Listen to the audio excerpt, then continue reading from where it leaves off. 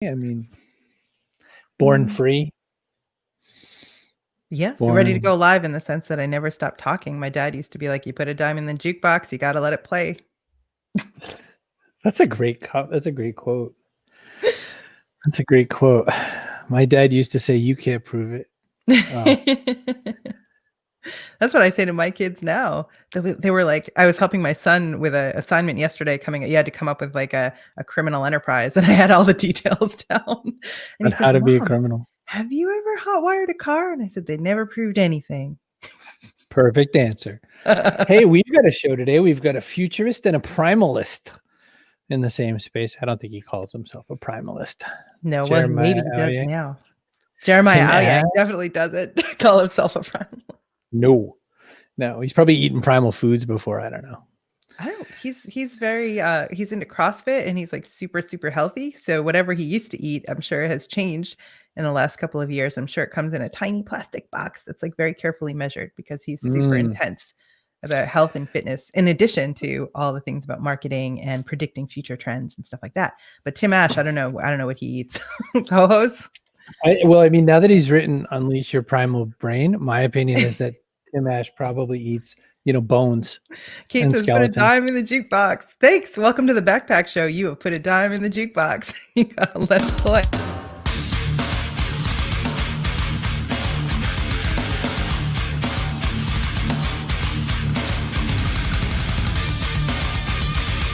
Backpack Show. That's a new one. That's a new version. I'm excited. Mid comment, cut off coach.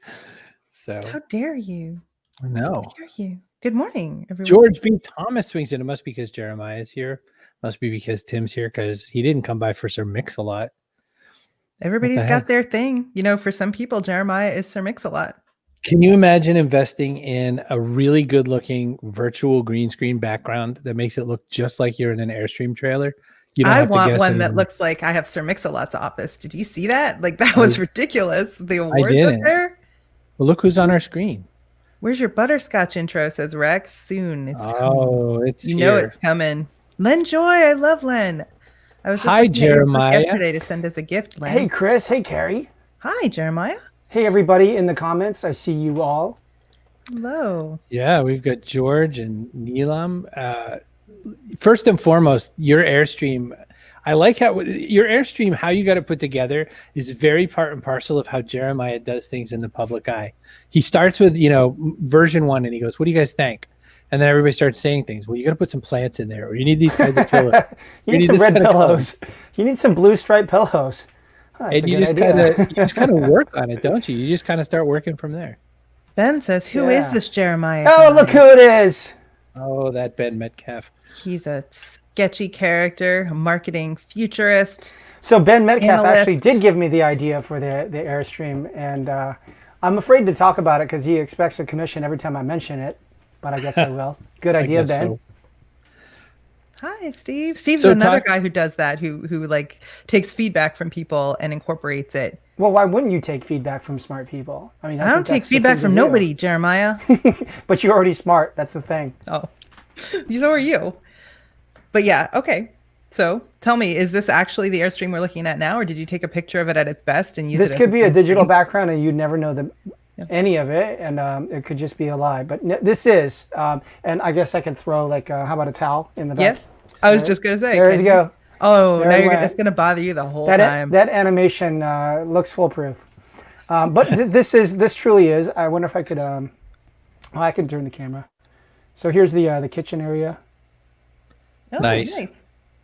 There's a dual sink, dual stove, and then there's windows, and this is in my backyard, 29 steps from the house. So when you get in trouble at home, you have a place to hide out. Yeah. Well, what's interesting though is that you're a futurist, you're a kind of guy always kind of looking for the trend over the hill and all that, but you were really quick to getting this all thrown together and done right as people in your area are realizing that maybe they don't have to live in the city anymore. Maybe they can commute. Maybe they can start picking out different work operations setups now that work from home is a kind of a locked in thing for the next little while. You're tracking that, I think. Is that one of your trends? Yeah, so that's definitely one of the trends is the future of work. I even have a research survey coming out. I'm partnered with Ring Central on how people's health and wellness are behave, how are they performing at home, and so there'll be a bunch of interesting findings. But the Airstream, I got it because my family grew, and I couldn't work in the house because the kids are so loud. So I put it in the backyard, and it is a full business expense. And I worked with the accountant, and contacted the city, did a bunch of research to make sure this would be the right way to do it.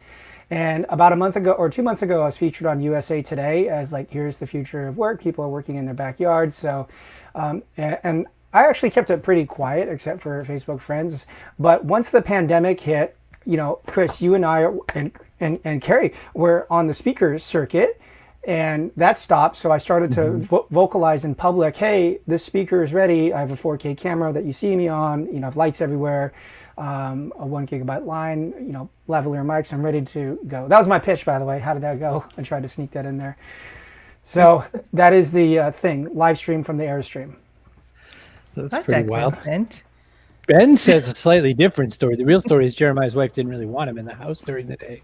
He's very intense, this whole CrossFit thing. She must have been like, look, I just want to eat a Twinkie and I don't want you judging me for it. So out to the backyard you go. So what else are you tracking? That's one. You're tracking, for your report with Ring Central. What are we all going to do and how are we going to stay healthy? What other kinds of things are you tracking? And do you, you categorize everything in my head. Are you tracking one level of like things you think are neato and then tracking stuff that you just always want to keep your eyes on? Or how does it work for you? Listening to smart people, listening to our clients, what are they asking for? But then sometimes things that are going to emerge in the future are not things people are asking for. So at my firm, Kaleido Insights, along with my business partners, Jamie and Jessica, we have identified there are 5 trends. We won't go through them, trust me. Things like digital trust, which is a big topic now with the elections and social networks. And the other one is ambient computing, like IoT around us. And a big one, we already talked about future of work, but the one that I would love to talk to you about is modern well-being, so tech and wellness. And so that is like a big area, and I do have clients in that specific region. So those are the main areas when we look forward, but we also have a traditional type of business around, quote, digital transformation, helping companies get ready internally, which isn't anything new. It's been around for 10 years. So that's kind of how I segment those things. Now they care though, right? It's like, sure, theoretically, they should have been ready for digital transformation. Ready or not, like from live or die. Everything else. Now they're... Yeah, every restaurant's like, we don't take cash now. It's all contactless payment. Like, can you imagine that in 2019, them doing that? It's like, that's a big change. What parts of wellness are you tackling? Is this, driven by things like Neato, my Apple Watch can tell me I might be having a heart attack, or like where you said you want to talk about that one kind of the most. Talk a little bit about what dragged you there. Sure. So there's so technology has already digitized the physical world around us, right? Chris, you and I were pioneers in the social media space, right? That early on in that day, and then the media space, Carrie, you lived that as an executive at Marketing Profs and Beyond, and then commerce got disrupted. In particular, logistics, like Ben Metcalf was an executive at Uber, just as an example. So the physical world around us has been digitized, and now the next phase is, it's coming on top of our bodies, around our bodies, and kind of icky, but inside of our bodies. So digital is now coming around us. And the technologies could include chatbots or AR or VR, and the wearables that we have, the apps on our phones, location tracking, but it could also be the physical space around us. For example, we've had significant smoke and orange skies. So AQI and crowd-based sensors have become critical to really determining if we're going to have a good day or not. So all of those things together are coming around us. So we've segmented it in 4 areas: mind, body, communities, how we connect to other people for well-being, and then physically the space around us. So mind, body, community, and space. And there's a graphic out there. I don't know if you guys can, but we didn't plan on it today, but that's exactly how we look at the space. And, go ahead. We had Centroid on a previous show, and they have drones that they deploy that sniff the air and tell you what all is in it. In real time. In real all time. The various chemicals and pollutants and everything. So, wow. So on the backpack show, our community turns up and they often have insights and questions. So Dean says we're on the cusp of wellness being a huge challenge for workers and companies as separation between work and home disintegrates. That's a very good point. And Linda says, be careful out there with the California fires. Thank you, Linda. Dean and I talk on a frequent basis, and he is a leader at a tech company. And yes, we do talk about how that's happening. And I can't wait to eventually share that research. But we've looked at who has thrived at home and who has not, and who is doing well. And it's interesting on how people are coping with this. And depression is certainly up, and I can understand why. It's got to be sort of a mixed bag, though. I think some people were like, I was already working from home. That was not the adjustment for me. The adjustment for me was never leaving home.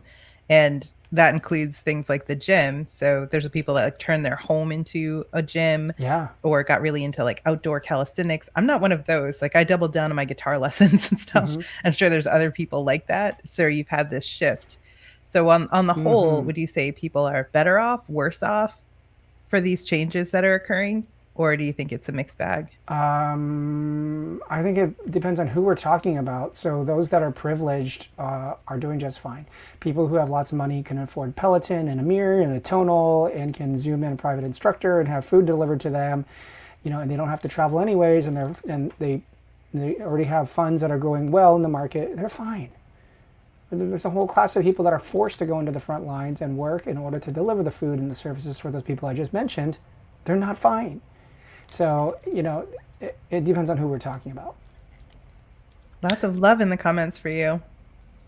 Yeah, I must have some kind of fan base or something. That's interesting to know. Jeremiah, what are the what are the outputs at Kaleido Insights? How do you deliver what you deliver? Is it mostly through report generation and then kind of review of stuff over the report, or how does that business get out to the people that you serve? Thank you. I appreciate all the kind comments from those that I can see. Very grateful. Thank you. So our client work, well, we used to go visit our clients. Remember those old days? Oh, that. And work with them. Sometimes we're on retainer. Sometimes there's fixed research projects to advise them on which direction to go. Sometimes it's connecting them to partners, even like biz dev relationships. Those will be some things that we do. Or sometimes it's education services inside of the company, ideally in person. That's how you connect to people. Sometimes we're hired as like a market research firm of record to track a new market before a product team is choosing to go. So the types of clients, the titles are often tends to be the head of digital or the head of marketing or the head of innovation or the head of insights. So those are some of the titles that we often cater to. The head of chubbiness reduction while working from home is not one. I feel like that's going to be on the list soon. Yeah, I mean, I actually did a project on HR employee wellness and well-being and how companies are using tech to make sure that was just before the pandemic, on how they're using that to keep employees healthier. And honestly, sometimes the reason why they do this isn't because they love their employees, it's just to keep the insurance costs down, to be honest. Right, well, like for whatever reason. But Jeremiah, you kind of glossed over this a little. You said that we might have technology for measurement in us, and you were like sort of moved on swiftly. But I want to come back to that. So now we've got wearables that, give data in reams of data on our sleep and our energy expenditure and stuff like that. You're saying that we might have like nanobots or something inside of us that... I think we're a long ways off from that, or even skin embeddables. People experiment with that, usually just to unlock doors. So we're very far away from that. Wearing a device is probably the easiest thing and safest thing. So, but I mean, over time, you could debate, right? If somebody gives a microbiome sample, which could be from your cheek, it could be from saliva, it could be from breath, or it could be from your poop. That technically they're getting the data from inside of you. So, but it's just not on a continual basis. That's just a report. Can you imagine? So you get the nanobots and they're like, oh, so sorry, this startup went out of business. Now it's a different one. You need new nanobots. And pretty soon you got like 7 different and or we sold your data to another country, your shit data to another country. Whoops. That too. Yeah, well, they can have it. That could definitely happen. So Bob did a sit up and everyone's saying, what, just one? And they're like, well, he beat me. All I did was a sit down. Michelle likes chubbiness reduction. Well, it's not going well here. I'm going to be honest with you. Some people have lost weight. Yeah. Yep, some people have. And remember companies spelling your name wrong on visitor name tags? No, because... Oh, Jeremiah's, you mean? I was going to say, I don't go anywhere now. I don't remember because that happens so often. Kate wants to know if there's a trend that you really want to research that you haven't gotten into yet. We did. We had and she points out that we had a poop doctor on the show, Dr. Embriette Hyde. So we did. I don't know if there's if there's an area, excuse me, sorry. if there's an area that I want to research, then I will do it because I am one of the owners and partners of the firm. So there's nothing out there that's like, oh, I need to go there. But an area where I'd love to know more about is like how consumer grade satellites are being put up in around us and up in the sky. That seems like the obvious next play. And this is where the billionaires are putting their money, from Bezos to Elon Musk. So that is like the next thing is off. Inner space is in our bodies. The next space is outer space. So that is where tech is heading. So I would love to know more, and I know very little. Michelle says she's happy that there's no Borg nanobots coming anytime soon. Oh, good. Thank God. I was looking around at some of the reports that you'd published in the past. One of them was when robots take the wheel, but that's from 2018. So what's kind of interesting about that is that, do you have that opportunity? I mean, a lot of these reports are generated for clients. So someone paid money, then they get released. So is there benefit or any kind of entertainment, or do you get to resell a refresh of this or anything like that? Or how does that work? Yeah, so going back around 10 years when I was one of the founding partners at Altimeter Group, we were pushing open research to make them free. And this was a way to differentiate ourselves from the large analyst firms where we came from. But now every single company and organization is publishing reports out there, and it's just considered part of the marketing bit, right? Kira, you see this, right? It's just like, think about all the marketers that are publishing research reports. So that's considered just table stakes now.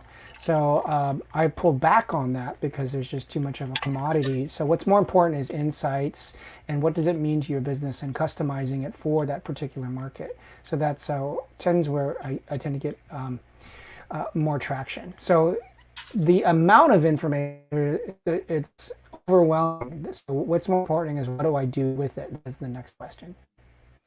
The next question is actually Dean's question. How evil will Facebook glasses turn out to be, and would you ever use them?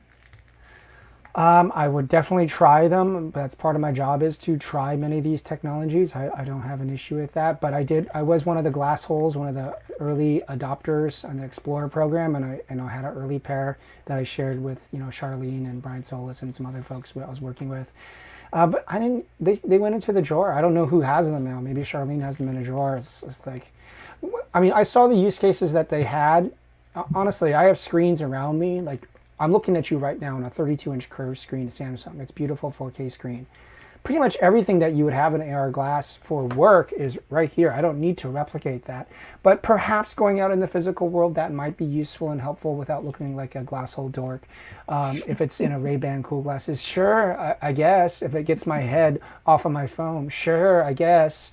But I don't see it as super critical. But I don't know. In some ways, I try to unplug too because I'm so overly connected. I don't know if you feel the same way, but we need to learn how to. Yeah, I know you talk about it on Facebook all the time. I wish I could unplug, right, Chris? Everybody says that. Yeah, on Facebook. I wish I could unplug. Where are the comments? Yeah, Jeremiah, it's been great. We're gonna put you in a parked mode. Come on back to the panel if you can in a minute. Thank you. Yeah, so don't much go away. Stick around. Don't leave the Airstream. Jeremiah Owyang. Oh my golly, we got people. Isn't he great? He's the best around. Nothing's ever going to get him down. Bob Collins says, AR is already there on your phone. And George says, yes, unplug, which is funny because for me, I just did an episode of Punch Out with Katie and Carrie, and Katerina Walter was saying how she detoxes like regularly. That's kind of, she puts her hobbies in categories, and one is detox. So they're like, hey, Carrie, do you ever unplug? And I'm like, nope. And that was the end of the conversation. Yeah, my version of unplugging just involves shooting pixelated children. They're like teenagers and 20-somethings playing first-person shooters, but Well, I mean, I listen to audiobooks, so I mean, I guess that's unplugging at the screen, right? So let's talk a little bit about sponsors, shall we? Yes, we shall. Let's do it. We are sponsored by StreamYard. You can go to cbrogan.me/StreamYard. Make your own damn show to be better than this one. That's for sure. cbrogan.me/StreamYard makes this kind of technology easy to use. This is click button easy. People are buying it every day. I actually just sold it to one of the backpack audience today. I got our community loves it. The people that we have the opportunity to serve are there for us. We're also sponsored by PubSite, pub-site.com. And what is great about them is if you're an author and you've got a book and you want to put it up on a site, There's nothing easier. Pub-site.com, they throw this little baby together in no time, pick from a bunch of different templates. They can even build it for you. Carrie, what do I not tell anybody about this? That there's a 2-week free trial, and after that, it's just $19.99 a month. So it's ridiculously inexpensive, and it's powered by FSB Associates, the best book publicity firm around. They've been in business 25 years. They know what you need to promote your book. Pub-site.com. 25 years and counting. And by the way, a little later in the day, we issue out a person of the day right near the end of the show. Yay! And someone's going to get the opportunity to be person of the day. Watch for it. You start vying for it now. Leave the hype. Our next guest is Tim Ash, who has a brandy new book out, and it's a different turn for Tim Ash. So we're gonna have to find out a little bit about what's on his mind. So Unleash Your Primal Brain. This is not the last book you wrote. This is a whole new direction, Tim Ash. No, this is the last book I wrote, which is landing page optimization, kind of the Bible on making websites more effective. Yep, a little bit of a pivot, I believe we call it in the technology world. That's what the kids say. You know, one of the little quotes that, you know, you have all these little monster pull quotes in here. There's little hands awesome. Ripping them out of the page. And so one of them says, and I love this quote because it describes, you know, why my memory is no good. The purpose of memory is to help you survive, not to be accurate. That's absolutely. I'm pulling from the dead middle of nowhere. That's interesting then. So is your brain like outsizing certain memories so that you remember to avoid if we're going to jump into memory, let's talk about this. Your brain flushes most experiences. Your brain's on autopilot. It's experiencing sensation, temperature, the pressure on your butt right now as you're sitting in that chair, all of that. And it's saying 99% of that has no survival value. Flush, gone. And the stuff that's remembered also gets modified, overlaid by the next day's events, and only if it continues to be something that's useful to your survival is it remembered. So your memories are really just a kind of this distorted echo of some things that might have happened to you, and they're not really accurate at all. And my cat just came in. You might have heard him. Hi, cat. Unnecessary for survival. Flush him. Has no survival value. Yeah, but the thing is, like, how many of you have watched like Black Mirror? There's all these like rewind your life. You can go back to any event. There's bullshit. There's no life replay in your head. Sorry. That's why we can never put ourselves into a machine, because there's just no accurate representation of what happened to us. Well, I think there's a reason for that, though. So that's the reason that when you're a kid, you have so many experiences that are fresh and new and your first time and all of that, and they're all very vivid. And then when you get older, years kind of fly by because there's so much monotony, right? So we're looking for I mean, do you remember your first kiss? I remember my first kiss. Do you remember your 100th kiss? Not so much, you know. Yeah, so everything that I remember the really bad ones. Yeah, the really bad ones. Okay, so anything that's unusual gets remembered. Anything that we've seen lots and lots of times before becomes the new normal, and we know what to do with it. We don't need to remember it at all. Chloe from Scotland is very excited about making websites more effective. Yes, that whole science is called conversion rate optimization. It's kind of a mix of quantifiable stuff as well as psychology and how to influence people, copywriting, good web design, all of that. She's super good at it, by the way. That's her jam, which makes me wonder, what makes you go from that to this? What makes you say, this is the next topic I'm going to cover? Okay, you know what? I'm going to tell you that story. Good. Well, yes. Why I'm on a show to talk, crazy talk.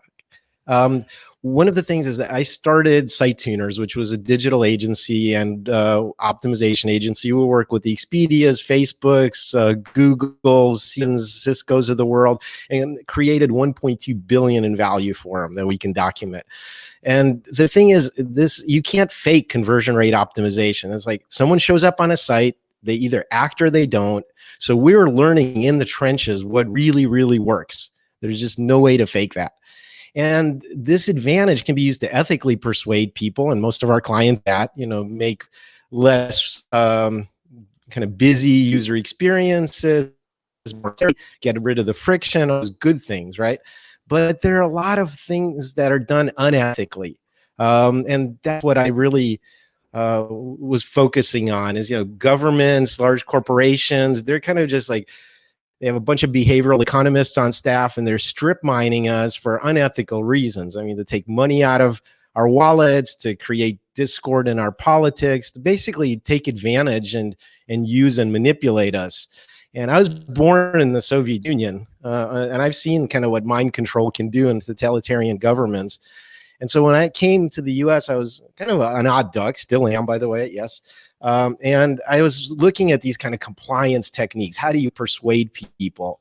And I noticed I'm in a free society too, and it's getting less and less free because these companies have a huge advantage over us as individuals. And unless we kind of arm ourselves with the right knowledge, we're bringing to the proverbial gunfight.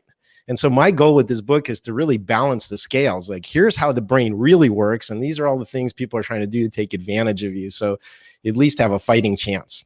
So Kate says that she always says she can't remember something because she wasn't mentally there at the time. Probably more accurate. well, You have to be very attention and present intention are critical. Yeah. in the moment. And Michelle's asking, what about memory anagrams? Like, what value do they have for our expansion as opposed to survival? Like, to thrive when survival is insufficient, as 7 of 9 would say. Survival is insufficient. All of your direct ancestors would disagree, or you wouldn't be here.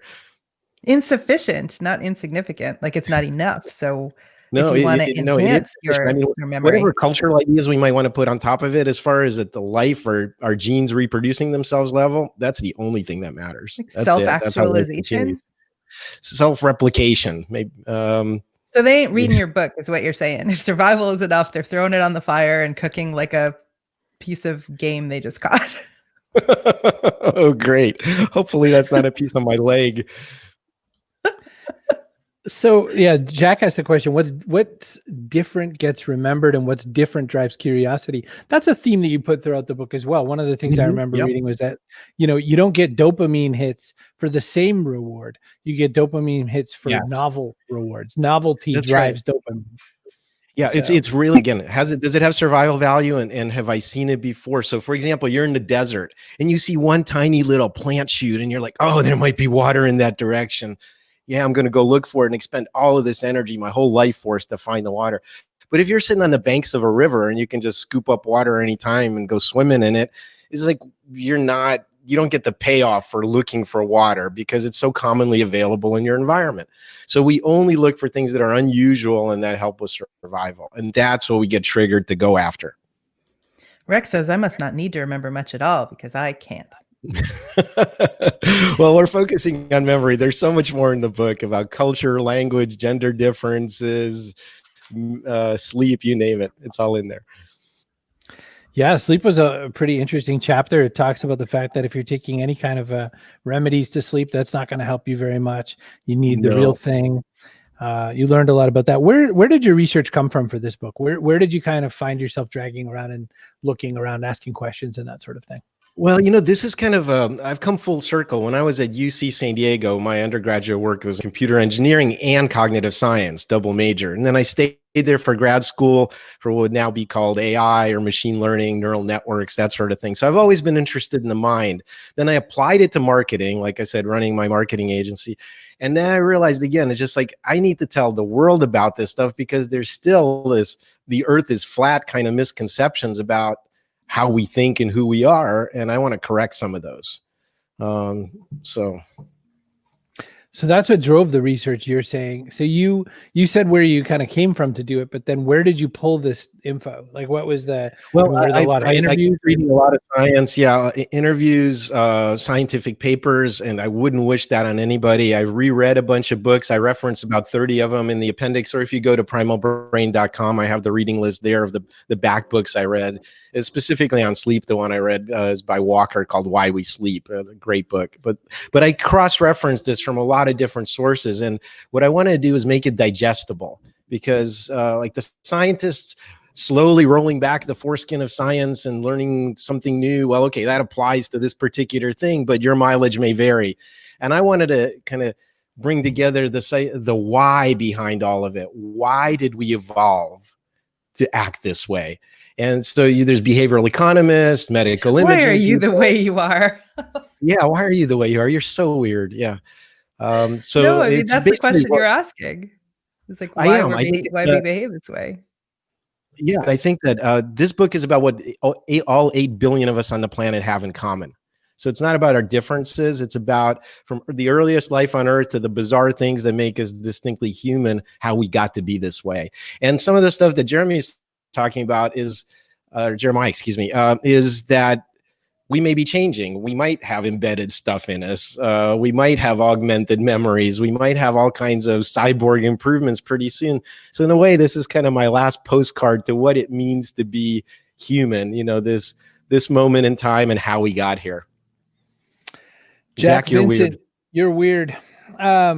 Blindly following a set of learned rules is at the heart of our cultural abilities. That's a set of learned rules. Yeah. So I was blindly following. Blindly following, and I emphasize the blindly part. So this is the really bizarre thing about us, is we evolved for culture spread. We didn't evolve physically for our particular environments. We evolved to take advantage of accumulated learning from our tribe. And in order to do that, you have to spread knowledge efficiently, right? So we both have to spread it accurately, and there's compliance issues if you don't, like people ostracize you or kill you or banish you and things like that because you're not a good culture spreader. There's learning and mentoring and continuing that chain of learning. That's important. But one of the keys is passing on the culture without changes. We don't even know why it works. Ape it, pass it along. And so a lot of times, especially in times of uncertainty, we will actually revert to our cultural learning instead of what our eyes show us directly. We'll override our own personal experience and say, my tribe says this, so that's what I believe. Boy, does that explain a lot. Yeah, exactly. But that's built in because otherwise we couldn't spread culture efficiently. Well, the book is Primal Brain. You can get it at primalbrain.com. You can get it wherever good books are sold. This is Tim Ash's book. We're going to bring Jeremiah out. You can get it at bad bookstores, I think. All right. Yes. There's our man. Back in the story, Jeremiah. That was great, Tim. Checking in from the Airstream, Jeremiah Owyang. So how does all this sit with you? Does what Tim is saying about how our brains work kind of jive with what you're seeing as far as how we're behaving currently? Yes, it all makes sense. And to build off that point, like we're in this transition where humans are now like cyborgs, as my friend Amber Case says. If I take your phone away from you, you're going to feel a sense of anxiety if I keep it away from you for just 20 minutes. So I'm Gen X, and so we grew up with some digital toys, but we didn't grow up with the internet. I didn't get it until around high school for my specific age group. So we had digital, but we weren't connected. And so that was like the last childhood of being disconnected in that way and connected at a local region only. And now every other child, like all these kids right now are forced to be on Zoom. I have an elementary school age child and she's forced to be on Zoom. We did not want her to have a computer at this age.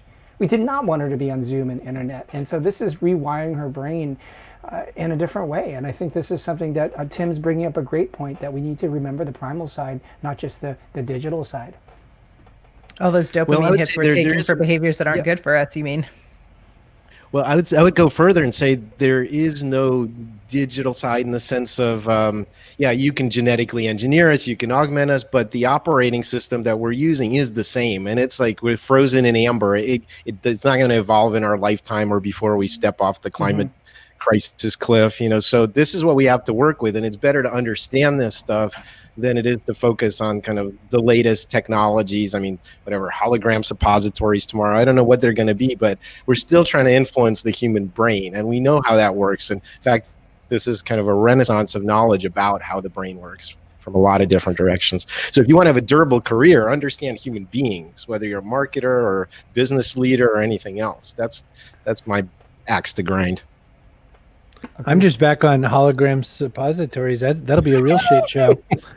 Yeah, you said some amazing things, Tim. I can see in the comments what's resonating. Oh my goodness.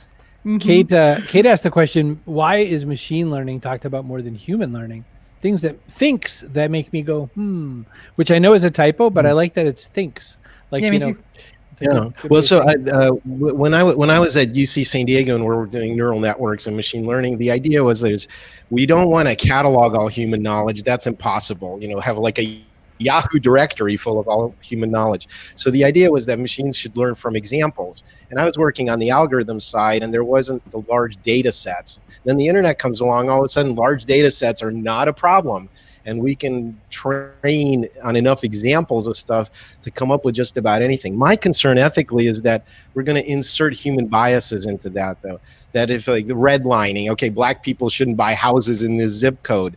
Based on the behavior of loan officers, the algorithms that are training on that are essentially going to replicate those same biases. So to me, there are a lot of ethical issues with machine learning because they're learning from the biases of human beings. And unless we proactively kind of have something on top of that and they're not running open loop, we're just kind of encoding that stuff into black boxes that we can't even look at inside of anymore. Jeremiah, thoughts? Kate's weigh in on the thing. But yeah, Jeremiah, bias is built into AI because this is already a major issue. There's concerns with even there was some devices announced by Apple just 2 days ago that will measure the blood oxygen levels on the latest watch, and there's questions whether it's going to work on all skin tones, and there's been concerns around that. And so to make sure that we're being inclusive of our designs of all of our products and the way that these decisions are made are absolutely true. That is true. And also in Silicon Valley, we talk about this a lot, is like who is actually creating the algorithms, who is designing artificial intelligence, and it tends to be one young group of white males. That's the predominant group. And so how are they including other peoples to consider that, because the long-term ramifications are severe. Yeah, or what data sets are they using to train that stuff on? Because again, yeah, that's critical. For example, even the genomics data sets are incomplete of the whole world. Like it's mainly like white people in the United States. It doesn't account for everybody. And we know that people with darker skin tones are not treated well because there's not enough data. And so this is an issue. There is no segue between here and talking about our person of the day, but that's where we are in the show timing. So that's what we're going to do. So I am just like that. So I think person of the day, thank you. I think person of the day has to be Kate Colgan. I really want to say things that make me go, because I like that. Sounds like something that Winnie the Pooh would say, which is a compliment. Person of the day sponsored by PubSite, pub-site.com. Kate, you now get an apple just like that one. If you go to a store and buy it, you can have one. Just like that. Sorry, Chris, I'm calling a yellow card on you. I'm sorry. He brought his own yellow cards. What in the world? Get your own apple, cheapskate. This is shenanigans. Fine. There you go. That's just for you. Listen, the next part of the show, the very last part of the show, is that we ask this question about every guest. The show is called The Backpack because the idea is that, also males more than females in those studies.